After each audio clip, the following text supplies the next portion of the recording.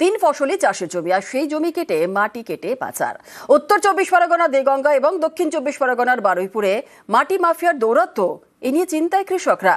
অভিযোগ, দেদার মাটি কাটার জেরে বদলে যাচ্ছে জমির চরিত্র।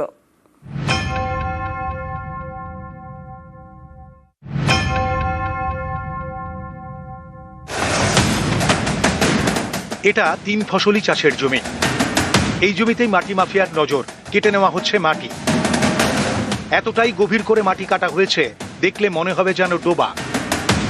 তারপর সেই মাটি ট্রাক্টরে তুলে পাচার।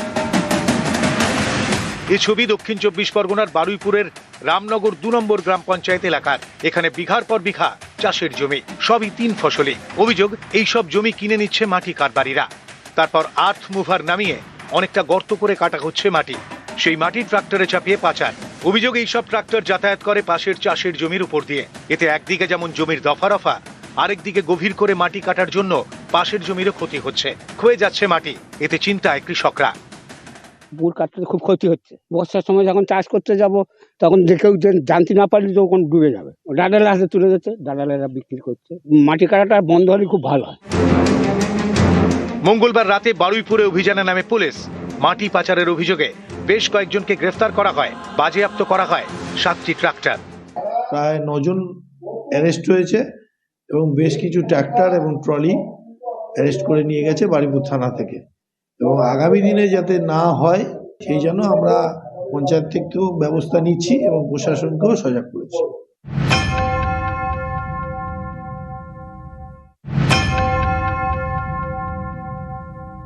কত ফুট করে কাটা হচ্ছে? Minimum 10 foot. এতে তো জমির ভারসাম্য নষ্ট হয়। সেটা তো ওটা তো আমি যখন কিনছি আমার জমি, আমি কি করবো সেটা আমার তো ব্যাপার থাকতে পারে।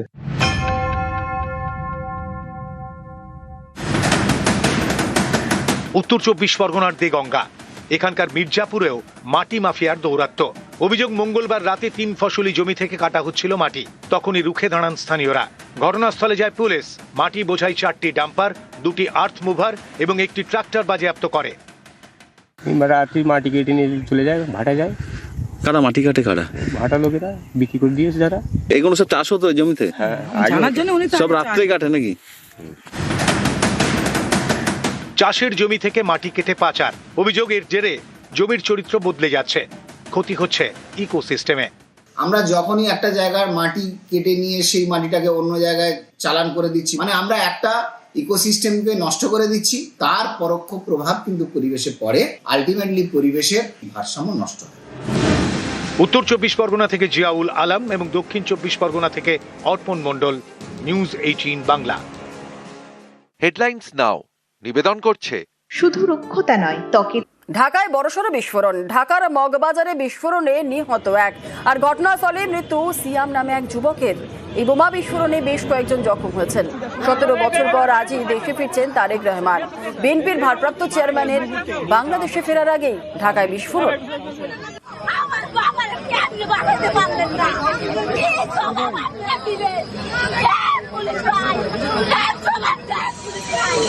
ঢাকায় বড়সড় বিস্ফোরণ। ঢাকার মগবাজারে বিস্ফোরণে নিহত এক, ঘটনাস্থলেই মৃত্যু সিয়াম নামে এক যুবকের। আর এই বোমা বিস্ফোরণে বেশ কয়েকজন জখম হয়েছেন। 17 বছর পর আজই দেশে ফিরছেন তারেক রহমান। বিএনপির ভারপ্রাপ্ত চেয়ারম্যানের বাংলাদেশে ফেরার আগেই ঢাকায় বিস্ফোরণ। তো এখান থেকে মারার উদ্দেশ্য হচ্ছে একটা প্যানিক সৃষ্টি করা, যে জনমনে যেন আতঙ্ক সৃষ্টি হয়। এখান থেকে ইতিপূর্বেও বেশ কয়েকবার এরকম ককটেল কিন্তু মেরেছে।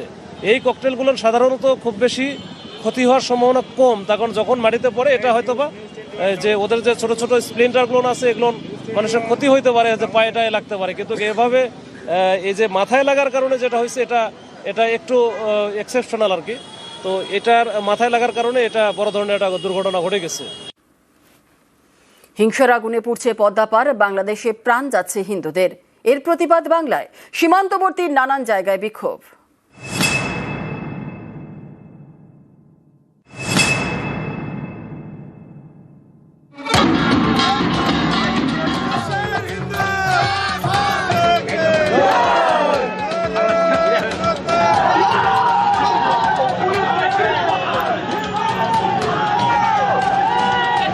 সরকার, কেন্দ্রীয় সরকারের উচিত এক্ষুনি, যেমন পাকিস্তানে সার্জিক্যাল স্ট্রাইক করেছে, বাংলাদেশের সার্জিক্যাল স্ট্রাইক করে ওই উগ্রপন্থীদের সমূলে ধ্বংস করে দেওয়া উচিত।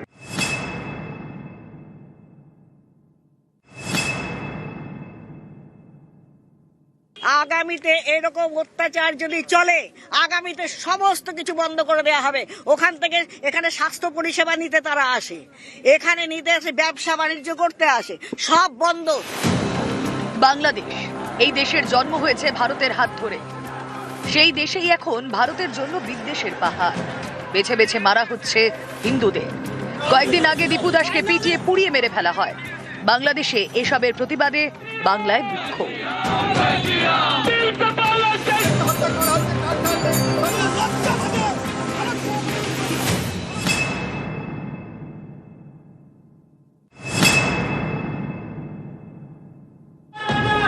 উত্তর 24 পরগনার বনগাঁয় পেট্রাপোল সীমান্ত। ভারত বাংলাদেশের মধ্যে সড়ক বাণিজ্যের গেটওয়ে। পেট্রাপোল থেকে ট্রাকে লরিতে পণ্য রপ্তানি করা হয় ওপারে। এই সীমান্ত লাগোয়া বনগাঁর জয়ন্তীপুর বাজার থেকে বুধবার মিছিল শুরু করে সনাতনী ঐক্য পরিষদ। মিছিলে অংশ নেন 2 বিজেপি বিধায়ক, অশোক কীর্তনিয়া, অসীম সরকার। পেট্রাপোল বন্দরে গিয়ে মিছিল শেষ হয়।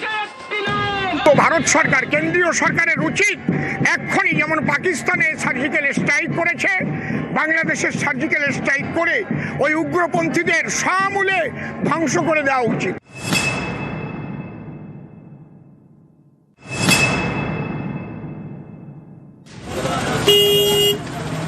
উত্তর 24 পরগনার বসিরহাটে খোজাডাঙ্গা সীমান্ত। এই সীমান্তবর্তী ওল্ড সাতক্ষীরা রোডে বিক্ষোভ দেখায় সনাতনী জাতীয়তাবাদী মঞ্চ। ট্রাক আটকে বিক্ষোভ দেখানো হয়।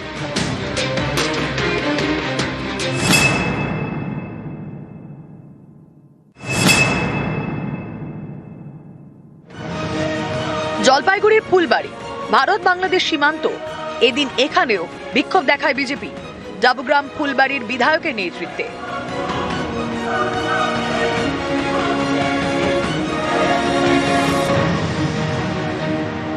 আগামীতে এরকম অত্যাচার যদি চলে, আগামীতে সমস্ত কিছু বন্ধ করে দেওয়া হবে।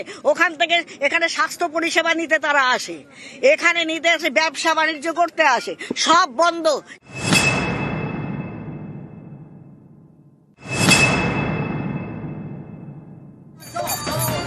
মালদার মনোহরপুর মুচিয়া, ভারত বাংলাদেশ সীমান্তবর্তী এলাকা। এখানে বিক্ষোভ দেখান স্থানীয়রা।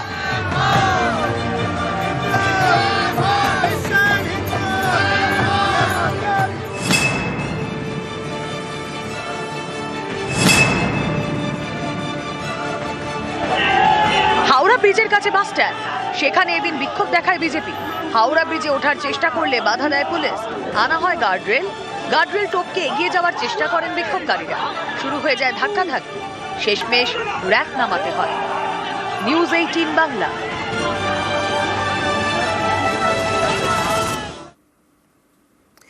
ওপার বাংলায় হিন্দু হত্যা, এপার বাংলায় গরম রাজনীতি। পথে নেমে প্রতিবাদ বঙ্গ বিজেপির। বিক্ষোভে স্লোগানে দাবি ইউনিসের দেশকে জবাব দিক দিল্লি। এটা কি কৌশলে কেন্দ্রের ওপর চাপ তৈরির চেষ্টা, যাতে কেন্দ্র কোনো পদক্ষেপ করলে ভোটের বাংলায় আরো মেরুকরণের অস্ত্রের শান দেওয়া যায়?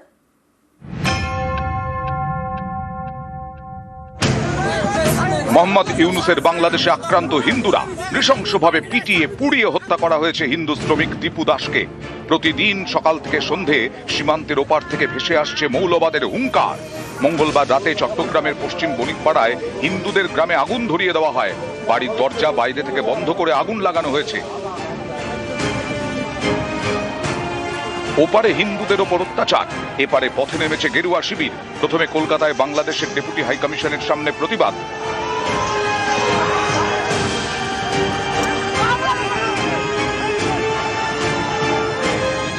বুধবার রাজ্যের একাধিক জায়গা, বিশেষ করে সীমান্তবর্তী নানা এলাকায় বিক্ষোভ দেখানো হয়।